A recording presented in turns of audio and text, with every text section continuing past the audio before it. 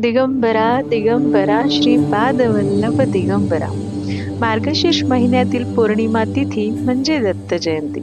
जगद्गुरु तुकोबाराय यांनी दत्तगुरूंचे वर्णन फार सुरेख केलं एका अभंगामध्ये. ते म्हणतात, तीन शिरे सहा हात तया माझा दंडवत, काखे झोळी पुढे श्वान नित्य जान्हवीचे स्नान, माथा शोभे जटा भार अंगी विभूती सुंदर, शंख चक्र गदा हाती पायी खडावा गर्जती, तुका म्हणे दिगंबर तया माझा नमस्कार.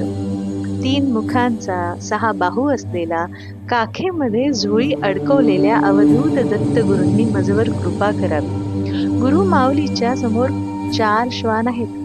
जान्हवी नदीमध्ये स्नान करून सुचिरभूत झालेल्या दत्तात्रयाच्या माथ्यावर जटाभार शोभून दिसत आहे. सर्वांगावर विभूती सुंदर दिसते. हातामध्ये शंख चक्र गदा अशी आयुध म्हणजे शस्त्र आहेत. पायात खडावा धारण केलेल्या दिगंबर दत्तात्रयाला माझा नमस्कार. नमन माझे गुरुराया महाराजा दत्तात्रया, तुझी अवधूत मूर्ती माझ्या जीवाची विश्रांती.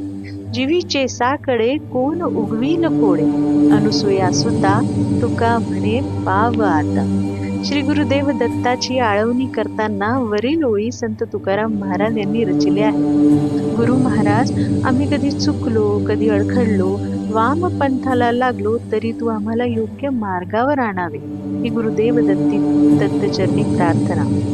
लहानपणी माझी दादी म्हणजे माझी आजी सतत दत्त दत्त दत्त असं नामस्मरण करायची. त्यावेळेला नाही समजायचं, पण आज कळतं.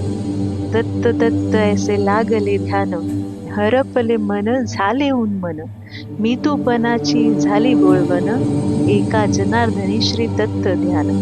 श्री गुरुदेव दत्त. श्री गुरुदेव.